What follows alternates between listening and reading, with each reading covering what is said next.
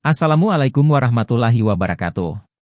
Puji syukur kita panjatkan kehadirat Allah Subhanahu wa Ta'ala yang telah melimpahkan rahmat, taufik serta hidayahnya kepada kita semua.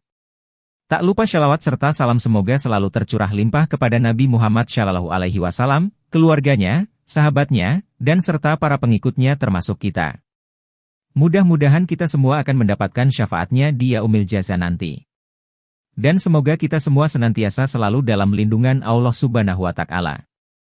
Sahabat beriman yang dirahmati Allah Subhanahu wa Ta'ala. Pada kesempatan kali ini, saya akan membacakan tafsir ringkas dari surah Al-Fatihah.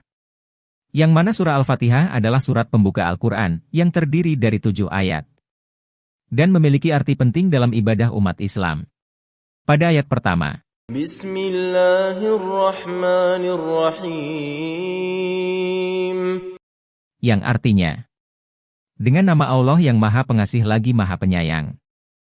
Tafsir ringkas pada ayat pertama ini adalah, aku memulai bacaan Al-Quran dengan menyebut nama Allah, nama teragung bagi satu-satunya Tuhan yang patut disembah, yang memiliki seluruh sifat kesempurnaan dan tersucikan dari segala bentuk kekurangan.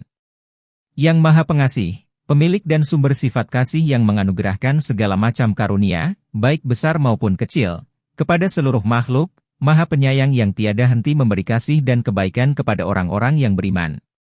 Memulai setiap pekerjaan dengan menyebut nama Allah, basmalah, akan mendatangkan keberkahan, dan dengan mengingat Allah dalam setiap pekerjaan, seseorang akan memiliki kekuatan spiritual untuk melakukan yang terbaik dan menghindar dari keburukan.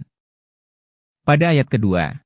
Alhamdulillahi Rabbil Alamin. Yang artinya, segala puji bagi Allah, Tuhan semesta alam. Tafsir ringkas pada ayat kedua ini adalah, segala puji kita persembahkan hanya untuk Allah semata, Tuhan pencipta dan pemelihara seluruh alam, yaitu semua jenis makhluk. Pada ayat ketiga. Ar-Rahmanir-Rahim. Yang artinya, yang Maha Pengasih lagi Maha Penyayang. Tafsir ringkas pada ayat ketiga ini adalah, Dialah yang Maha Pengasih, pemilik dan sumber sifat kasih, yang menganugerahkan segala macam karunia, baik besar maupun kecil, kepada seluruh makhluk. Maha Penyayang yang selalu tiada henti memberi kasih dan kebaikan kepada orang-orang yang beriman. Pada ayat keempat. Maliki Yaumiddin. Yang artinya, pemilik hari pembalasan. Tafsir ringkas pada ayat keempat ini adalah, Dialah satu-satunya pemilik hari pembalasan dan perhitungan atas segala perbuatan, yaitu hari kiamat. Kepemilikannya pada hari itu bersifat mutlak dan tidak disekutui oleh suatu apapun.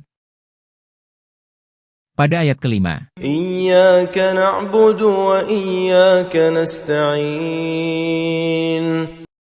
Yang artinya, hanya kepada Engkaulah kami menyembah, dan hanya kepada Engkaulah kami memohon pertolongan. Tafsir ringkas pada ayat kelima ini adalah, atas dasar itu semua, hanya kepada Engkaulah kami menyembah dan beribadah dengan penuh ketulusan, kehusyukan, dan tawakal, dan hanya kepada Engkaulah kami memohon pertolongan dalam segala urusan dan keadaan kami, sambil kami berusaha keras. Pada ayat ke-6. Ihdinas siratal mustaqim. Yang artinya, bimbinglah kami ke jalan yang lurus. Tafsir ringkas pada ayat ke-6 ini adalah, kami memohon, tunjukilah kami jalan yang lurus, dan teguhkanlah kami di jalan itu, yaitu jalan hidup yang benar dan sesuai dengan ajaran Islam yang terkandung dalam Al-Quran, yang dapat membuat kami bahagia di dunia dan di akhirat, serta dapat mengantarkan kami menuju keridhoan-Mu. Pada ayat ke-7. Siratal ladzina an'amta 'alaihim ghairil maghdubi 'alaihim waladdallin.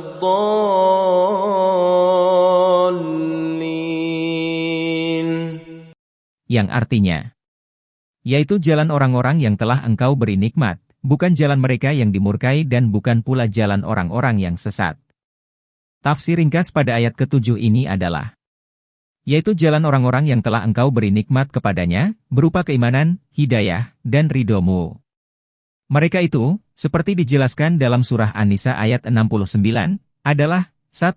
Para nabi yang telah dipilih Allah untuk memperoleh bimbingan sekaligus ditugasi untuk menuntun manusia menuju kebenaran ilahi. 2. Siddiqin, yaitu orang-orang yang selalu benar dan jujur, tidak ternodai oleh kebatilan, tidak pula mengambil sikap yang bertentangan dengan kebenaran. 3. Syuhada, yaitu mereka yang bersaksi atas kebenaran dan kebajikan, melalui ucapan dan tindakan mereka, walau harus mengorbankan nyawa sekalipun, atau mereka yang disaksikan kebenaran dan kebajikannya oleh Allah, para malaikat, dan lingkungan mereka. Dan 4. Salihin, yaitu orang-orang saleh yang tangguh dalam kebajikan dan selalu berusaha mewujudkannya. Jalan yang kami mohon itu bukan jalan mereka yang dimurkai, yang mengetahui kebenaran tetapi tidak mengikuti dan mengamalkannya, bahkan menentangnya, seperti sebagian kelompok Yahudi dan yang mengikuti jalan mereka, dan bukan pula jalan mereka yang sesat dari jalan kebenaran dan kebaikan, seperti sebagian kelompok Nasrani dan yang sejalan dengan mereka, sebab mereka enggan beriman dan mengikuti petunjukmu.